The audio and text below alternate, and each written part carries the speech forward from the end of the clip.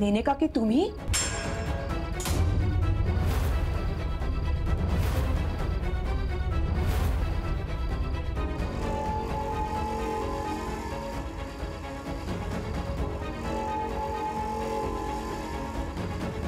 येवा वहिनी येवा.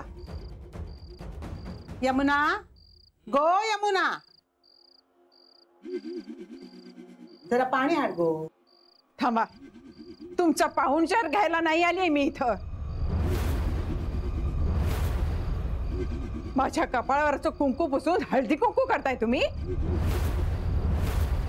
वहिनी असा किती बोलतास? खोट आहे का हे?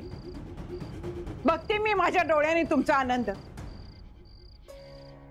करा करा, आनंद साजरा करा. दुसऱ्यांचा संसार उद्ध्वस्त करून सण साजरे करताय तुम्ही. जनाची नाही तर मनाची तरी लाज बाळगायची होती. एवढं केलं तर काय कमी होतं? म्हणून मला हळदी कुंकाचं निमंत्रण पाठवून माझ्या दुःखावर मीठ चोळताय.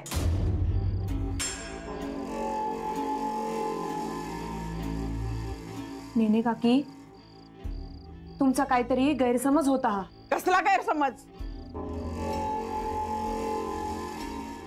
जे काही समज होते ते आता दूर झालेत माझा माणूस गेल्यावर.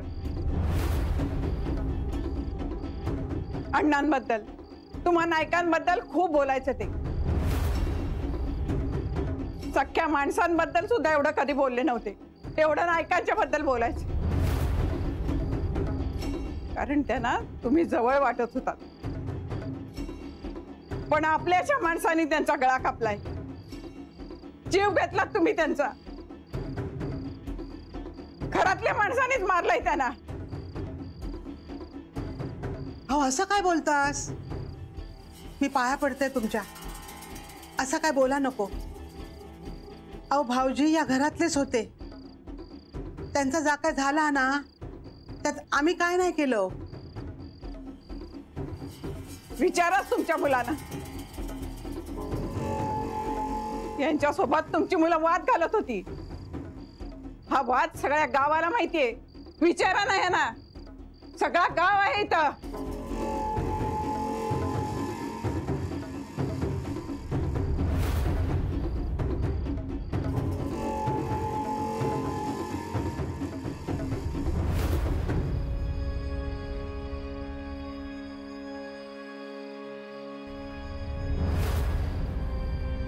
काकी, तुम्ही जरा.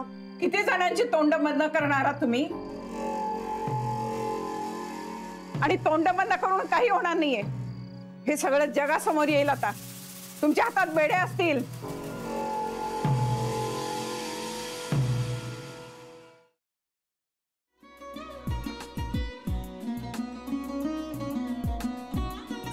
लावू का? असाच लावू ना.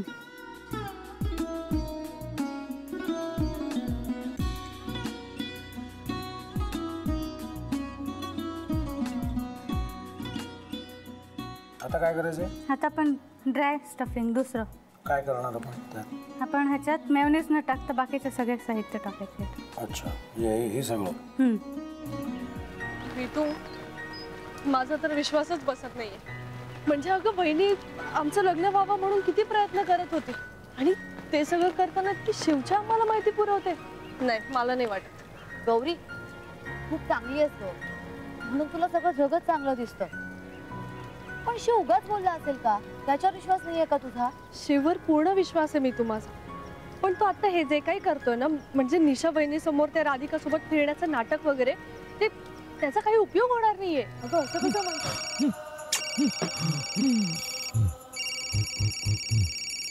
अगं नीलिमा, जतीन भाईंचा कॉल आहे. हो माहितीये. रिसीव कर ना.